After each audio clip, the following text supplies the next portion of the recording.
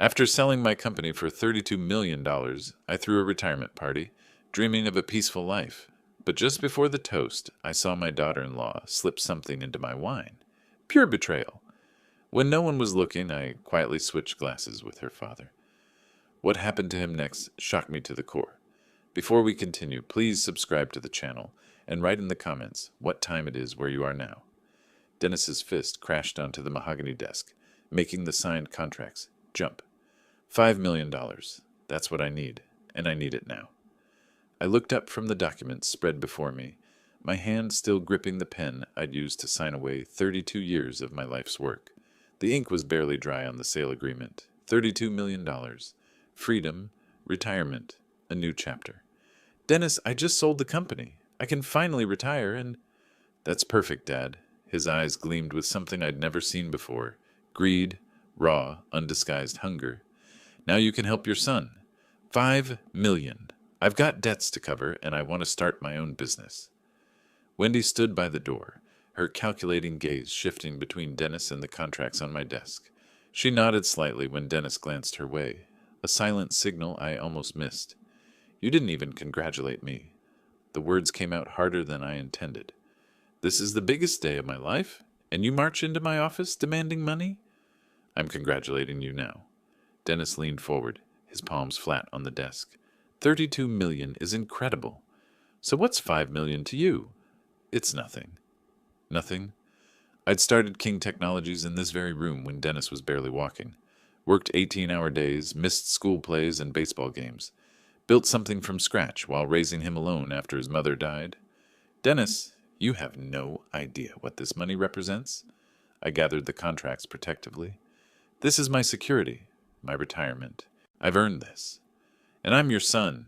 His voice cracked like a teenager's, though he was 38 years old. I deserve something for all those years you were working instead of being a father. The accusation hit like cold water. Wendy stepped closer, her voice honey-sweet. Maybe we could discuss this more calmly. Dennis just thinks it would be wonderful if you could help us get started. Started?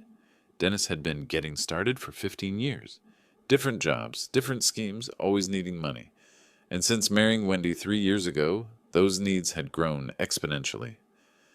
Come to the party tomorrow night. I stood, tucking the contracts into my desk drawer. Bring Wendy's parents. We'll celebrate properly. I'll explain my plans for retirement, maybe discuss how I can help you both responsibly. Responsibly? Dennis's laugh was bitter. You mean like a loan with terms and interest? I mean like family who cares about each other's future. Wendy whispered something in Dennis's ear. His face hardened. If you don't help us now, don't expect us at your party. Dennis straightened his jacket with sharp, angry movements.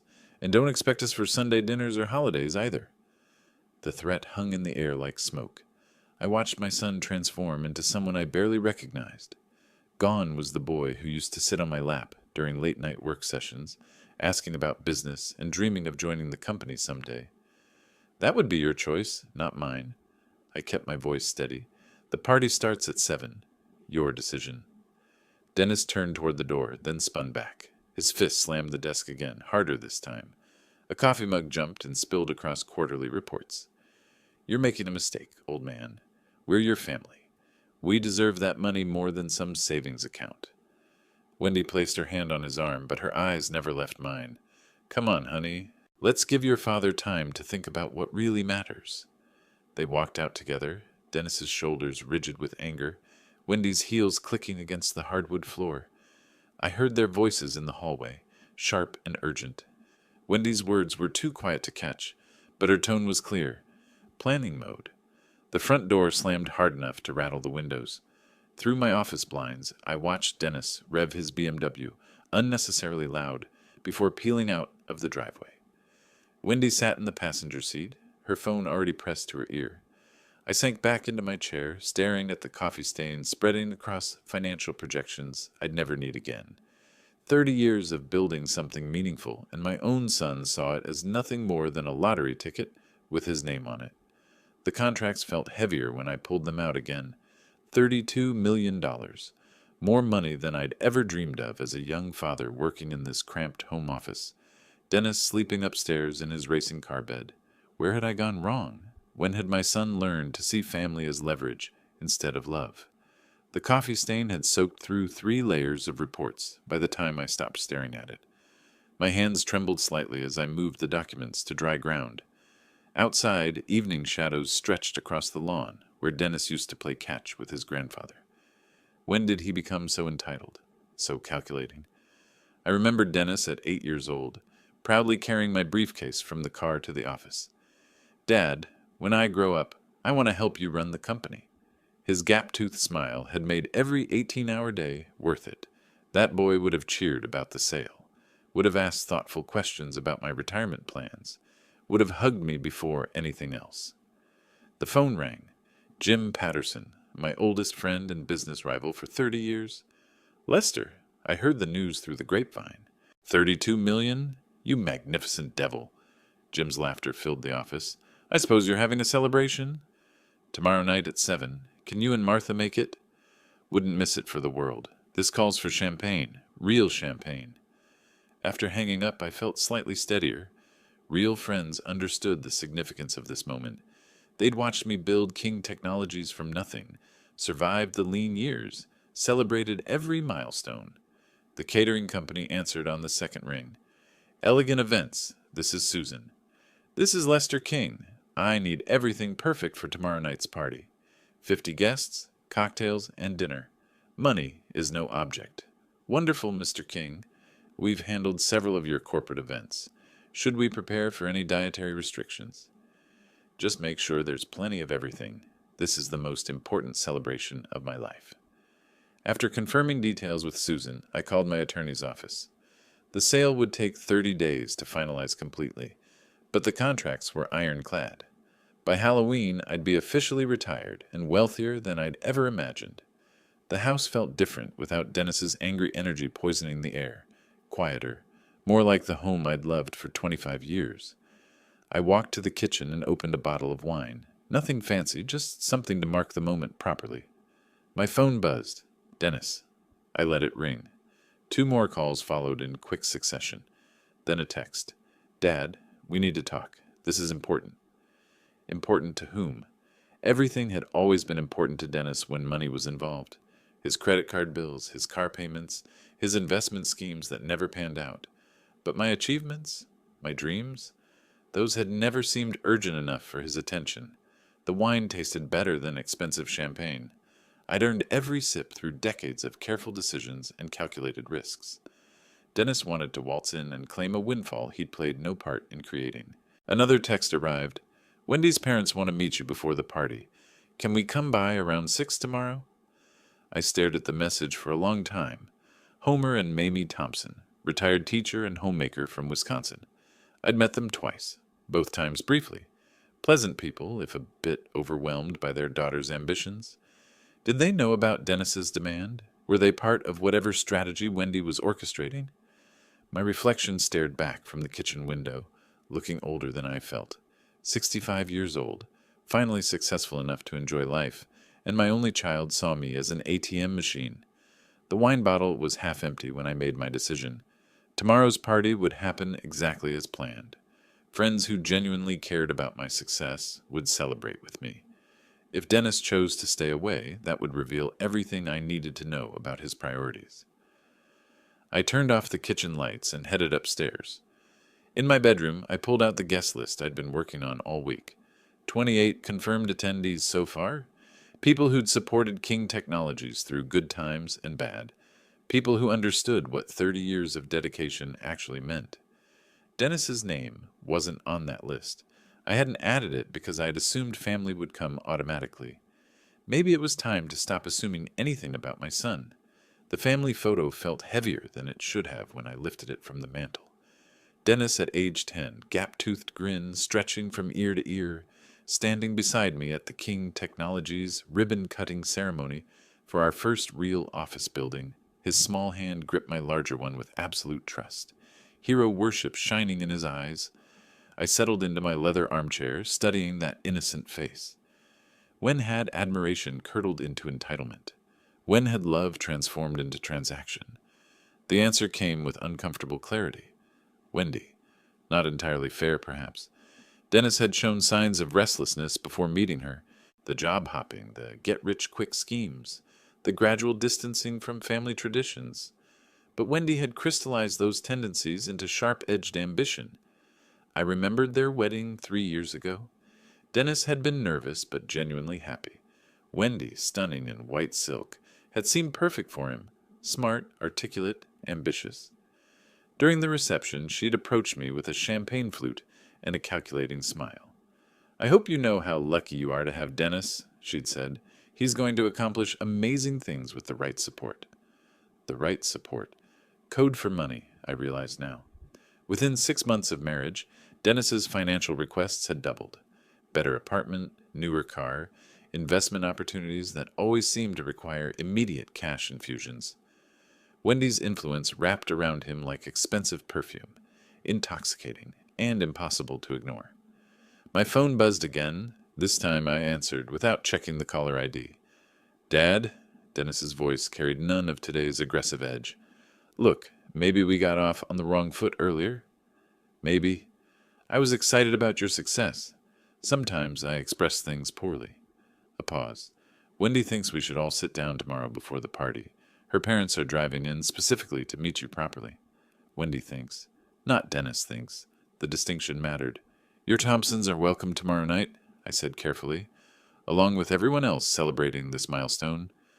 But Dad, we really need to discuss the financial situation privately first, as a family." Financial situation? As if my retirement planning was somehow their emergency. "Dennis, I'm not discussing money with you again until you demonstrate some basic respect for what I've accomplished." The words came out sharper than intended, but I didn't soften them. Congratulations would be a good start. I did congratulate you. No, you demanded payment. Very different things. Silence stretched between us. Finally, Dennis sighed. "Fine. Congratulations on selling the company, Dad. I'm proud of what you built." The words sounded rehearsed, probably coached by Wendy. But I heard something genuine underneath, maybe a trace of the boy who used to bring me crayon drawings of office buildings. "Thank you. That means more than you know?" I softened my tone slightly. "The party starts at 7. Cocktails in the living room, dinner at 8. Dress nicely. This is important to me." "We'll be there." Another pause. "Dad, I really am sorry about earlier. The money talk. That wasn't how I meant to handle things."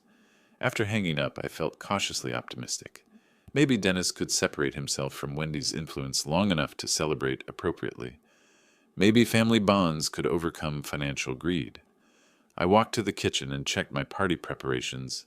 Susan from Elegant Events had confirmed everything. Bartender, servers, chef, even flowers for the tables. 47 people had now confirmed attendance, more than I'd expected. The wine cellar yielded treasures I'd been saving for special occasions. A 1982 Bordeaux from the year I incorporated King Technologies. Champagne from France, not the domestic stuff. Tonight called for the finest everything. In my study, I arranged the sale contracts in a leather portfolio. Some guests would want to see the actual documents, understand the scope of what I'd achieved. $32 million represented more than money. It was validation of every risk taken, every sacrifice made. The grandfather clock chimed 9 times. Soon I'd need to rest, prepare for tomorrow's celebration. But first, I wanted to savor this moment of quiet accomplishment. Outside my window, the neighborhood settled into evening routines. Porch lights flickered on. Television screens glowed behind curtains. Normal families living normal lives, probably never dreaming of the kind of success I'd achieved. Yet here I sat, alone with my triumph, wondering why victory felt hollow when your only child saw it as opportunity rather than achievement. Tomorrow would tell the story. Either Dennis would remember how to be my son, or I'd finally understand that some relationships couldn't be forced. The contracts felt warm under my fingertips as I closed the portfolio. $32 million. Freedom. Independence. The power to choose who deserved my generosity and who had already revealed their true nature. For the first time all day, I smiled without reservation. The alarm jolted me awake at 8 sharp. Saturday morning, sunlight streamed through bedroom curtains, promising perfect weather for tonight's celebration. My first thought wasn't about Dennis's apology call. It was about the 27 confirmed guests who deserved an unforgettable evening. Coffee brewing, I spread my handwritten checklist across the kitchen table. Flowers from Millfield Gardens, wine selection from Romano's Fine Spirits, fresh oysters and imported cheeses from Delacroix Delicatessen. Everything had to be perfect. The morning air felt crisp against my face as I drove toward downtown. First stop, Romano's, where Vincent himself greeted me at the door. "Mr. King, I heard about your big sale. Congratulations." His genuine enthusiasm warmed me more than yesterday's family drama had chilled me. "Vincent, I need your finest bottles for tonight's retirement celebration." I surveyed his premium section with new eyes. Money was no longer a constraint. It was a tool for creating joy. "Price is truly no object?" Vincent's eyebrows rose. "My friends supported me for 30 years. They deserve champagne that costs more than most cars." 2 cases of Dom Pérignon, 1996. 4 bottles of Chambertin Margaux, 1995. Vincent loaded my trunk like he was handling crown jewels. $3,000 spent in 20 minutes, and I felt lighter with each purchase. Delacroix. Delicatessen overwhelmed my senses. Aged parmesan, fresh herbs, smoked salmon arranged like artwork. The owner, Marcel, personally selected each item while recounting stories of famous celebrations he'd catered. Retirement after building an empire? Marcel kissed his fingers. "This calls for our finest everything." Back home, I found controlled chaos. Susan's catering team had transformed my terrace into something from a magazine spread. White linens draped tables that sparkled with crystal glasses. Soft lighting wound through garden trellises. The sound system played jazz at conversation volume. "Mr. King, we need your approval on the appetizer arrangement." Sarah, Susan's assistant, gestured toward artistic displays of food that looked too beautiful to eat. I tasted everything: crab cakes with subtle spice, chocolate-dipped strawberries that burst with sweetness. Each bite represented years of sacrifice finally paying dividends of pure pleasure. Perfect, absolutely perfect. My hands stayed busy arranging personal touches Susan's team couldn't provide. Family photos strategically placed where guests could see my journey from young father to successful entrepreneur. The signed contracts displayed in my study for anyone curious about actual deal terms. Afternoon flew past in productive blur. Sound system tested. Check. Lighting adjusted for golden hour ambiance. Check. Bathroom stocked with premium soap and towels. Check. Every detail mattered because tonight proved that success meant more than money in the bank. At 4 o'clock, I stood on my terrace, surveying the transformation. Elegant tables waited for animated conversations. The bar gleamed with premium spirits. Soft music drifted through speakers hidden among flowers. This was what $32 million could buy. Not just financial security, but the power to create beauty, to gather people who mattered, to celebrate achievement with style and grace. Dennis had demanded $5 million for personal debts. But this demonstrated how wealth should be used, with purpose, with gratitude, with joy shared among people who'd earned their place at the table through loyalty and genuine affection. I checked my watch. 3 hours until the first guests arrived. Time for a shower, fresh clothes, and final preparations for the evening that would mark my transition from entrepreneur to gentleman of leisure. The contracts sat in their leather portfolio, waiting to be shared with friends who would understand their significance. Not as lottery tickets demanding immediate payout, but as proof that dreams pursued with determination could indeed come true. The doorbell's first chime found me adjusting my tie in the hallway mirror. Deep breath. This was it, the celebration I'd dreamed about for years. Through the frosted glass, I could see Jim and Martha Patterson waiting on the porch. "Lester!" Jim's bear hug nearly lifted me off my feet. "You magnificent devil! I still can't believe you pulled off that sale." Martha's warm smile carried 30 years of friendship. "The house looks absolutely stunning. You've outdone yourself." Leading them through my transformed home felt like showing off a masterpiece. The terrace drew gasps of appreciation, candlelight dancing on crystal, flowers perfuming the evening air, jazz floating from hidden speakers. "Vincent's finest champagne demands a proper toast later," I announced, gesturing toward the bar where Dom Pérignon waited in silver buckets. Within minutes, more cars filled my driveway. Frank Morrison from the bank, still sharp at 72. Dr. Sarah Chen, who'd kept me healthy through countless stressful deals. My neighbors, the Costellis, who'd watched King Technologies grow from garage startup to acquisition target. 32 million, Frank whistled low. Remember when you couldn't qualify for a $50,000 line of credit? You've earned every penny, Sarah added, accepting champagne from the circulating server. Those 18-hour days finally paid dividends. Each arrival brought fresh waves of congratulations. Stories emerged, late nights when I'd called friends for advice, celebrations of smaller victories along the way, commiserations during lean years when success seemed impossible. The Richardsons from 3 houses down approached with genuine small-town pride. We always knew you'd make it big, Lester. You've been such an inspiration to our neighborhood. Our kids still talk about the computer camp you sponsored at their school, Mrs. Richardson added. You never forgot to give back. That comment stung pleasantly. I had given back. Scholarships, community programs, quiet help for families facing hardship, real generosity based on genuine connection, not demanded handouts from entitled relatives. By 6:30, 28 guests circulated between terrace and garden. Conversations flowed like fine wine. Retirement plans, travel dreams, investment strategies. These people understood that wealth carried responsibility along with privilege.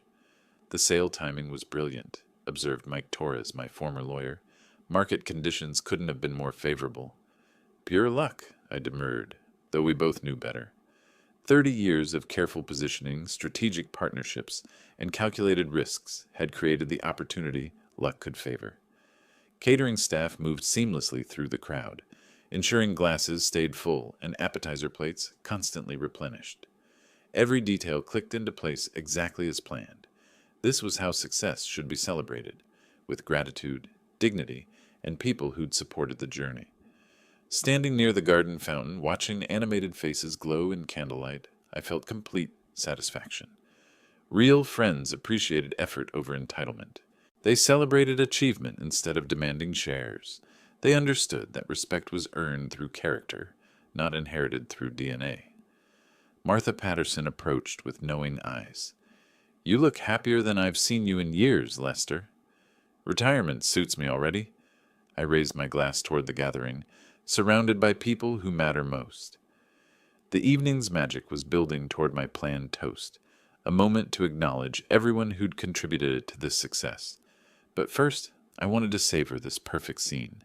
Elegant setting, meaningful conversations, genuine affection filling the air like expensive perfume.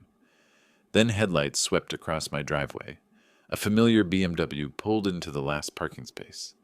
My hand tightened around the champagne flute as Dennis emerged from the driver's side, followed by Wendy in an elegant black dress. From the back seat came 2 older figures, her parents, dressed respectfully for what they believed was a family celebration. Excuse me, I murmured to Martha, setting down my glass with careful control. Walking toward my front door, I caught fragments of party conversation floating behind me. Warm laughter, clinking glasses, the comfortable sounds of genuine celebration. Dennis stood on my porch with practiced humility, Wendy beside him holding a small wrap box. Dad? Dennis's voice carried none of yesterday's aggressive demand. I owe you a massive apology for yesterday's behavior. Homer Thompson stepped forward, silver-haired and dignified in his best suit. Lester, congratulations on your well-deserved retirement. Dennis told us about this wonderful celebration. We're so grateful you included us, Mamie added, her grandmother's warmth immediately genuine. You've always been generous to our family. But my attention stayed fixed on Dennis. His eyes met mine directly, something that hadn't happened during yesterday's money demand. I was completely out of line. Dennis's words seemed rehearsed, but felt sincere. Your success should be celebrated, not exploited. I've been under tremendous stress with work, but that's no excuse for my behavior toward you. Wendy moved closer, her smile perfectly calibrated. Lester, Dennis felt terrible all night about how he spoke to you. We brought a small gift to show our appreciation for including us tonight. The wrap box felt substantial in my hands, expensive weight suggesting thoughtful selection rather than last-minute guilt purchase. You built something incredible over 30 years, Dennis continued. I'm proud to be your son, and I should have said that first yesterday instead of, he gestured helplessly, instead of what I did say. Standing there in my doorway, surrounded by the sounds of friends celebrating my achievement, I felt the sharp edges of yesterday's hurt beginning to soften. Maybe Dennis could separate himself from whatever pressure had driven his desperate demand. Maybe family relationships could survive financial stress. Thank you for coming. I stepped aside, gesturing them into my transformed home. The party's just getting started. Homer whistled appreciatively at the elegant setup. Dennis wasn't exaggerating about your beautiful home. This is magnificent. Leading them toward the terrace, I felt cautious optimism replacing yesterday's disappointment. Perhaps Dennis had spent the night reflecting on his behavior. Perhaps Wendy had counseled patience over immediate gratification. Perhaps tonight could bridge the gap yesterday had torn open. Lester, your decorations are absolutely stunning. Wendy's compliments seemed genuine as she surveyed candlelit tables and flower arrangements. What an amazing way to celebrate your achievement. My friends welcomed the family arrivals with typical warmth. Jim Patterson shook hands enthusiastically with Homer, immediately diving into conversation about teaching careers. Martha engaged Mamie in animated discussion about gardening techniques. Everyone, I'd like you to meet my son Dennis and his wife, Wendy, plus Wendy's parents, Homer and Mamie Thompson. The introduction felt natural, healing some invisible wound from yesterday's confrontation. Dennis moved through introductions with genuine grace, asking thoughtful questions about my friendships and business relationships. No mention of money, no hints about financial expectations, just a son appearing proud of his father's accomplishments. Your father's been an inspiration to our entire community, Mrs. Richardson told Dennis warmly. He never forgot to help others, even while building his own success. That sounds exactly like Dad, Dennis replied, glancing my way with what looked like authentic admiration. Wendy positioned herself near the bar, charming the catering staff while offering to help refresh drinks. Her social skills impressed even my most discerning friends. She asked intelligent questions about retirement planning, showed genuine interest in family stories, played the perfect supportive daughter-in-law. We should add chairs for the family, I told Susan's assistant, who quickly arranged additional seating at the main table. The party atmosphere shifted subtly with family inclusion, more complete somehow, as if the celebration had been waiting for these final pieces. Homer's teaching stories entertained the group. Mamie's quiet wisdom complemented more assertive personalities perfectly. Standing back near the garden fountain, I watched this perfect scene unfold. Friends and family mingling naturally, meaningful conversations flowing between generations, my achievement celebrated by everyone who mattered most. This is exactly what I hoped for, I murmured to myself, watching Dennis laugh genuinely at one of Jim's business anecdotes. Maybe yesterday's conflict had been necessary, a clearing of air before true reconciliation. Maybe family bonds were stronger than momentary greed. Leading Dennis and his family toward the main seating area felt like completing a perfect picture. Homer immediately connected with Dr. Chen over shared stories about career transitions, while Mamie charmed the Castellis with questions about their rose garden. Dad, you should tell everyone about that European river cruise you're planning. Dennis's enthusiasm seemed genuinely infectious as he helped refresh drinks for nearby guests. The suggestion sparked immediate interest. Jim leaned forward with his characteristic grin. Lester, you always said you'd see the Scottish Highlands when you retired. First stop after the sale finalizes completely, I confirmed, accepting a fresh glass of wine from Dennis. Scotland, then Ireland, maybe venture into Scandinavia. 30 years of 12-hour days earned you every mile of that adventure, Sarah added warmly. Wendy moved gracefully between guest groups, her social skills impressive even to my most discerning friends. She asked intelligent questions about my business relationships, showed genuine interest in retirement planning discussions, played the perfect supportive daughter-in-law role. Sarah, Lester has told us so much about your friendship over the years, Wendy said, settling beside the doctor. Dennis and I feel so grateful to be part of this celebration tonight. Family celebrations are the best kind, Sarah replied. This is exactly how success should be honored, with people who matter most. Dennis caught my eye across the terrace and raised his glass slightly, a son's salute to his father's achievement. The gesture erased lingering shadows from yesterday's confrontation. Whatever stress had driven his desperate money demand seemed resolved through tonight's genuine reconciliation. I can't believe I almost missed celebrating this incredible accomplishment, Dennis told Jim during a conversation about business strategy. My father built this company from absolutely nothing. Pure determination and vision. The pride in his voice sounded authentic. Not the calculated flattery from yesterday, but real admiration for what I'd achieved. Maybe Wendy had helped him gain perspective on family priorities versus financial pressure. Homer raised his wineglass toward me. Lester, 35 years teaching showed me what dedication looks like. But building a company from scratch? That's remarkable resilience. The hardest part was believing it would work when everyone said technology consulting was too competitive, I reflected. Persistence pays dividends, but it takes decades to see results. Mamie nodded thoughtfully. Wendy always said you were an inspiration, working so hard while raising Dennis alone after your wife passed. The comment touched something deep. These people understood sacrifice in ways Dennis had seemed to forget yesterday. Tonight felt like validation that my choices had been correct, family and friends recognizing effort over entitlement.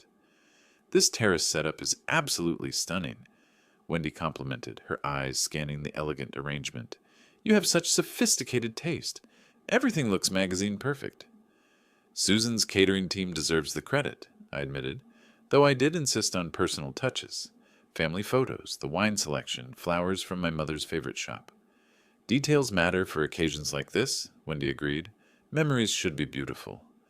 As twilight deepened, garden lights began twinkling like captured stars. The party reached that perfect rhythm where conversations flowed naturally, laughter punctuated stories, and everyone seemed genuinely content. This was exactly what I'd envisioned when planning tonight's celebration. Dennis moved between groups effortlessly, sharing stories about my generosity over the years, expressing gratitude for lessons learned during his childhood. The son I remembered from happier times had returned, replacing yesterday's angry stranger. Your father sponsored computer camps for underprivileged kids every summer, Dennis told the Richardsons. I helped when I was old enough. He never publicized it, just believed technology education could change lives. Such moments reminded me why family reconciliation mattered more than money. Dennis could have been part of this success story all along if he'd chosen patience over immediate gratification. My phone buzzed insistently against my chest. The caller ID showed my attorney's office number, probably final details about Monday's closing procedures. Excuse me, everyone, I announced, glancing around the perfect party scene. I need to take this call about some closing details. Please, continue enjoying yourselves. Walking through the French doors into my living room, I pressed the phone to my ear while positioning myself by the large window overlooking the terrace. The caller was Harold Peterson, my closing attorney, with last-minute documentation questions. Lester, sorry to interrupt your celebration, but the buyer's bank needs confirmation on the wire transfer timing. Of course, Harold. Monday morning works perfectly for the final transfer. Through the window, I could see my guests continuing their animated conversations, the party flowing beautifully without me. The documentation has been filed with the state, and the transition team starts Tuesday. Very smooth process overall. Dennis was engaging Jim and Frank in what looked like serious business discussion, his hands gesturing enthusiastically. Even from this distance, I could see the respect on their faces as he spoke about the company's future. I appreciate you handling these final details personally, Harold. This sale means everything to my retirement plans. Wendy moved casually toward the drink refreshment area, appearing to help maintain the hosting duties I'd temporarily abandoned. Such thoughtfulness. She was proving herself the ideal daughter-in-law I'd hoped Dennis would find. The buyer is impressed with your operational documentation. They're confident about the transition. Something caught my peripheral vision. Wendy had paused beside the drink table, her back to most of the guests. Her hand moved to her pocket, retrieving something small. That's excellent news, Harold. My words died as I watched Wendy's movements more closely. She palmed something tiny, a small packet or envelope, while glancing around to ensure no one was watching her. Then, with practiced smoothness, she moved her hand over my wine glass. My breath stopped. A fine powder fell from the packet into my drink. Quick, deliberate, unmistakable. Lester, are you still there? Yes, I'm here. My voice sounded distant even to myself. Wendy was stirring my wine glass with a cocktail stirrer, dispersing whatever she'd added. Should we schedule a final call before the wire transfer Monday? Wendy pocketed the empty packet and stirrer, then moved away from the table with the same casual grace she'd approached. No one else had noticed. The guests remained absorbed in their conversations, completely unaware that someone had just poisoned my drink. Harold, I'm sorry, but something urgent has come up here. My hand trembled slightly, holding the phone. Can we finalize everything first thing Monday morning? Of course. Enjoy your celebration, Lester. You've earned it. Through the window, I watched Wendy rejoin the main conversation group, her smile bright and natural. She positioned herself where she could observe the drink table, while appearing engaged with other guests. My mind raced through the implications. The reconciliation, the apologies, the perfect daughter-in-law performance, all calculated manipulation leading to this moment. They weren't here to celebrate my success. They were here to ensure I didn't live to enjoy it. Dennis seemed genuinely unaware, still engaged in animated conversation with Jim.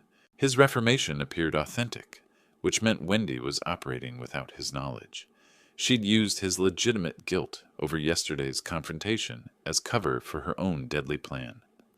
The wine glass sat innocently on the table, indistinguishable from any other drink at the party. But I knew what it contained now. One sip would be enough. Whatever poison she'd used was likely fast-acting and designed to mimic a heart attack or stroke. A wealthy 65-year-old man celebrating with alcohol? Who would question a sudden medical emergency? But she'd made one critical mistake. She hadn't realized I was watching. Taking a deep breath, I straightened my shoulders and prepared to return to the party. The game had changed completely, but I held the advantage now. Wendy thought she was executing a perfect murder. Instead, she'd just revealed herself as the enemy I needed to defeat. Time to turn the tables on my would-be killer. Stepping back onto the terrace, I maintained the same warm smile I'd worn all evening, though my heart hammered against my ribs. Wendy glanced up as I rejoined the group, her eyes immediately tracking up toward the drink table, where my poisoned wine waited. "Everything settled with the closing details?" she asked with perfect innocence. "Just some final paperwork formalities," I replied, moving naturally toward my usual position. "Nothing that can't wait until Monday morning." The poison was invisible, odorless, probably tasteless, professional grade meant to simulate natural causes. But Wendy had underestimated her target. I'd survived 30 years in competitive business by staying 3 moves ahead of people trying to destroy me. "Lester, shouldn't we have a proper toast to your retirement?" Wendy's suggestion carried subtle urgency. "Everyone's been waiting to officially celebrate your success." Jim nodded enthusiastically. "Absolutely. This moment deserves champagne and speeches." "This seems like the perfect moment with family and friends together," Wendy continued, building momentum. "Your wine glass is right there, ready for the toast." She was pushing toward the poisoning execution with calculated pressure disguised as party enthusiasm. Every word designed to get that glass to my lips quickly. "Excellent idea," I agreed readily. "But first, Dennis and Wendy, could you help me with something in the kitchen? I want to get that special bottle of Dom Pérignon we discussed, the 1996 vintage, and the good crystal champagne flutes for the proper ceremony."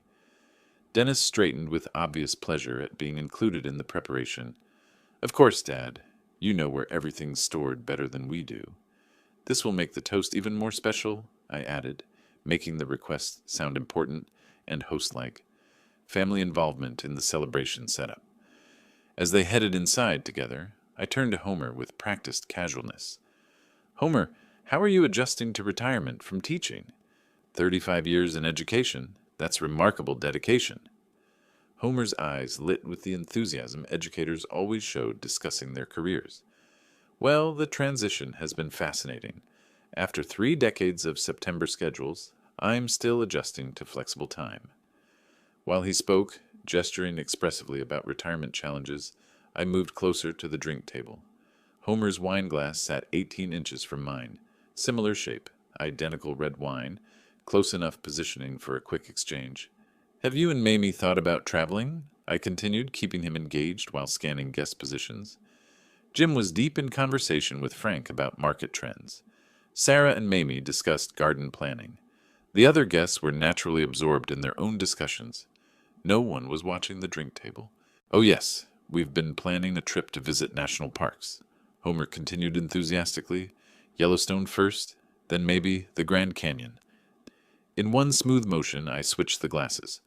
Homer's untainted wine moved to my usual position. My poisoned glass shifted to his spot. The exchange took 3 seconds and looked like natural table rearrangement during conversation. That sounds wonderful.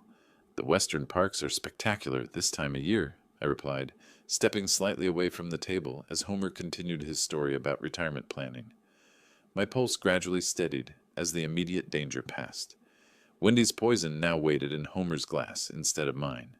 The sweet irony of using her own father-in-law as an unknowing shield felt perfectly appropriate.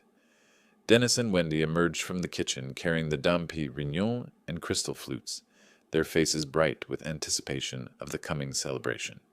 Everything's ready for the proper toast, Dennis announced, setting the champagne bottle on the table with ceremony. Wendy's gaze immediately moved to the drink table, confirming that my wine glass remained in position. Her satisfied smile revealed complete confidence in her plan's success. Perfect timing, I declared, moving toward my switched glass while watching Wendy's expectant face. Let's make this toast memorable. She positioned herself to observe my drinking, eager to witness the poison's effects. Her father sat beside his deadly glass, completely unaware that his daughter had just tried to murder his host, using him as an unwitting accomplice. Everyone, please gather around, I called out, raising the glass that should have killed me. The irony was exquisite. Wendy thought she was watching her victim approach death, when she'd actually just set up her own father for the fate she'd intended for me. Time for the evening's real entertainment to begin. Everyone gathered expectantly around the elegantly set table, glasses raised in anticipation of my retirement speech. The moment felt perfect. Candlelight dancing on crystal, friends and family united in celebration, the soft evening air carrying the promise of new beginnings. Friends, this truly is the most meaningful evening of my life. I stood confidently, commanding attention while internally preparing for the drama about to unfold. 30 years of building something from nothing, and here I am surrounded by people who matter. Wendy positioned herself with a clear view of my wine glass, her eyes bright with anticipation. She had no idea that her carefully planned murder was about to become her public downfall. Your friendship and support have made this success possible, I continued, scanning faces that had supported me through decades of struggle. Tonight, I want to talk about loyalty, about trust, about what family really means. The shift in my tone caught some attention. Jim raised an eyebrow, sensing something different in my usual speech pattern. I've learned that not everyone who claims to love you actually does. My gaze moved deliberately toward Wendy, whose confident smile faltered slightly. Some people see success and think only of what they can take from it. Dennis leaned forward, confused by the growing tension in what should have been a celebratory moment. The other guests exchanged glances, uncertain where this speech was heading. Unfortunately, not everyone here tonight shares that genuine affection. I paused, letting the weight of my words settle over the silent gathering. In fact, someone at this very table tried to poison me just minutes ago. Shocked gasps rippled through the crowd. Wendy's face went white, her eyes darting between me and the drink table as she tried to process how her plan had gone wrong. Homer, stop! I shouted as he raised his wineglass toward his lips. Don't drink that wine. It contains poison. Homer froze mid-motion, the glass trembling inches from his mouth. Around the table, guests recoiled in horror, several setting down their own drinks in alarm.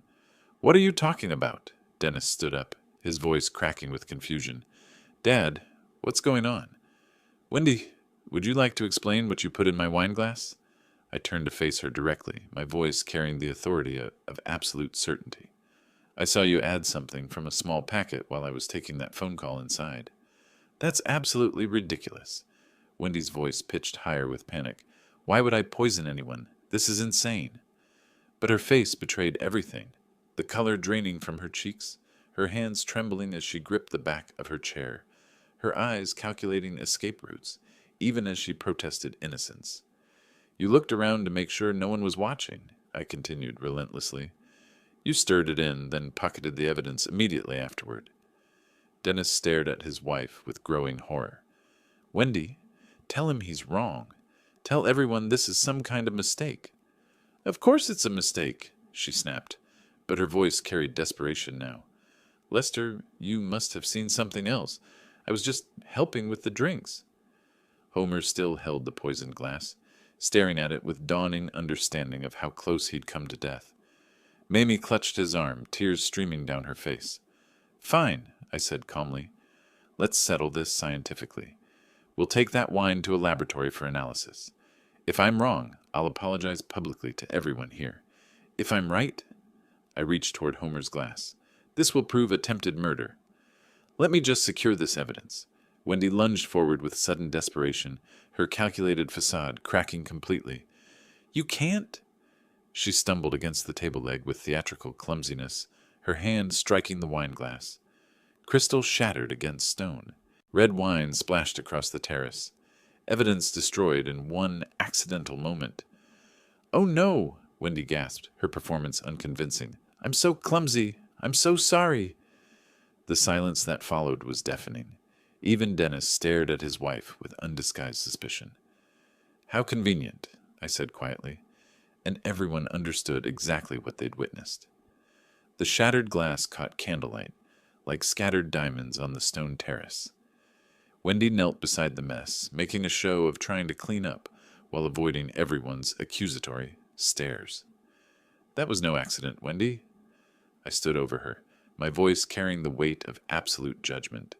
You destroyed the evidence because you knew exactly what that laboratory analysis would reveal. I don't have to listen to these wild accusations. She shot to her feet, her composure finally cracking completely. Mascara streaked down her cheeks as panic replaced calculation. This is ridiculous. Dennis stepped between us, but his voice lacked conviction. Dad, maybe there's some explanation. The explanation is simple. I kept my eyes fixed on Wendy's guilty face. Your wife came here tonight to murder me for my money. She used your genuine reconciliation as cover for attempted homicide. That's a lie. Wendy's voice rose to near hysteria. Dennis, are you going to let him talk about me this way? But Dennis was staring at his wife with dawning recognition. The money demand yesterday? You pushed me to ask for $5 million. You said we deserved it immediately. You needed help with your debts, Wendy snapped, then caught herself revealing too much. What debts? Homer asked quietly, his voice heavy with disappointment. Wendy, what have you done? Jim stepped forward, his lawyer instincts engaged. Lester, what exactly did you witness? I saw her add powder from a small packet into my wine glass while I was on the phone inside. She stirred it in, looked around to ensure no one noticed, then pocketed the evidence. I gestured toward the broken glass. When I offered laboratory testing, she immediately destroyed the proof. Sarah nodded grimly. The timing of that accident was remarkably convenient. Wendy's eyes darted between the faces surrounding her. Guess who moments before had welcomed her warmly, now looking at her with disgust and suspicion. Even Dennis was stepping back, creating physical distance as emotional distance grew. We don't have to stay here and be insulted. She grabbed her purse from a nearby chair, her movements sharp with desperation. Dennis, we're leaving. Now. Wendy, wait. Dennis looked torn between wife and father, but the evidence was overwhelming. Maybe we should explain. There's nothing to explain because I didn't do anything wrong. But her voice carried the shrill edge of trapped guilt.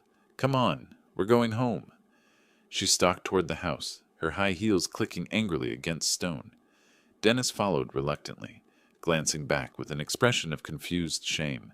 Dad, I don't know what to say. The truth would be a good start, I replied, but not unkindly. When you're ready to hear it. Homer and Mamie remained frozen by the drink table, their faces etched with heartbreak and humiliation. Around us, party guests murmured among themselves, processing the dramatic revelation that had shattered what should have been a perfect celebration. Car doors slammed in the driveway with finality. An engine roared to life, revved unnecessarily loud in an expression of frustrated rage. Tires squealed against asphalt as Dennis's BMW disappeared into the night, carrying away the criminals who had tried to destroy my retirement before it began. But Homer and Mamie stayed behind, their shoulders bowed with shame, facing the wreckage of what they'd believed was their daughter's happy marriage to a successful man. The broken glass crunched under my feet as I moved to comfort them, because unlike their daughter, these were good people caught in circumstances beyond their control. "I'm so sorry," Homer whispered, his voice breaking. "We had no idea she was capable of something like this." Justice had been served, but now came the harder task of healing. The wounds that betrayal always leaves behind. Silence stretched across the terrace like a heavy blanket, broken only by the distant sound of Wendy's car disappearing into the night. Broken glass sparkled among scattered drops of poisoned wine, evidence of the betrayal that had nearly destroyed everything. Homer stood motionless, still processing how close he'd come to death at his own daughter's hands. Mamie dabbed her eyes with a tissue, her quiet sobs carrying decades of parental heartbreak. "We are so deeply sorry, Lester." Homer's voice trembled with shame and gratitude. "You saved my life tonight. We failed as parents somehow. This is our responsibility." "Homer, Mamie, look at me." I moved closer, placing a gentle hand on the older man's shoulder. "This is not your fault. You are good, decent people. Wendy made her own choices. You didn't raise her to be a criminal." "But we must have missed something," Mamie whispered. "Some sign that she could do such a terrible thing." "Evil sometimes wears a perfect mask," Sarah said softly, joining our small circle. "None of us suspected her true nature until tonight." Jim approached with a small brush and dustpan, already helping clean up the shattered evidence. "Lester, your quick thinking saved Homer's life. How did you figure out what was happening?" "Pure chance," I admitted. "I was by the window taking a business call when I saw her add something to my wine. At first, I couldn't believe what I was seeing." "You handled that situation with incredible grace," Frank Morrison added, his banker's instincts appreciating strategic thinking under pressure. "Most people would have panicked or confronted her immediately." Other guests gradually joined our conversation, their initial shock transforming into admiration for how I'd protected an innocent man while exposing a murderer. The catering staff quietly replaced broken items and brought fresh glasses, helping restore order to chaos. "I keep thinking about how she encouraged that toast," Martha Patterson observed with a shudder. "She was eager to watch you drink poison." "But she underestimated Lester's intelligence," Dr. Chen replied. "And now Homer and Mamie, you're safe. That's what matters most." Homer raised his new glass toward me, his hand steadier now, to a man who proved that good can triumph over evil, even within families. "To Lester," the group echoed, their voices carrying genuine warmth and respect. But I raised my own glass toward Homer and Mamie instead, to people who show grace under impossible circumstances. "Homer and Mamie, you are welcome in my life always. Tonight taught me the difference between family you're born with and family you choose." Mamie's tears shifted from sadness to gratitude. "We don't deserve your kindness after what our daughter tried to do." "Your daughter's choices reflect her character, not yours," I replied firmly. "You stayed when she ran. You faced truth when she chose lies. That tells me everything I need to know about your hearts." As the evening progressed, conversations gradually returned to celebration. The attempted murder became a story of justice served, friendship proven, and wisdom rewarded. Homer shared memories of my generosity over the years, painting a picture of consistent character that made Wendy's betrayal even more shocking by contrast. "You sponsored those computer camps every summer," Homer told the other guests. "Never wanted credit, just believed technology education could change lives." "That's the Lester we know," Jim confirmed. Success never changed his values. By 10 o'clock, the last guests were departing with promises to stay connected during my retirement. Homer and Mamie insisted on helping with final cleanup, their way of contributing something positive after their daughter's destructive act. Standing on my terrace as they finished clearing tables, I surveyed the scene of my triumph. Justice had been served without legal complications. An innocent man had been protected.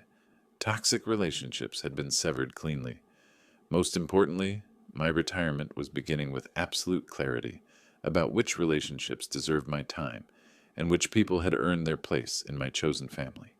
The contracts for my $32 million sale sat safely in my study, waiting to fund adventures with people who valued me for reasons beyond money. Tomorrow would bring new possibilities, free from manipulation and false loyalty. Tonight had proven that wisdom, patience, and quick thinking could defeat even the most calculated evil. And sometimes the best revenge was simply letting criminals expose themselves to everyone who mattered. If you liked this story, please like this video, subscribe to the channel, and share your impressions of this story in the comments. To listen to the next story, click on the box on the left. Thank you for watching,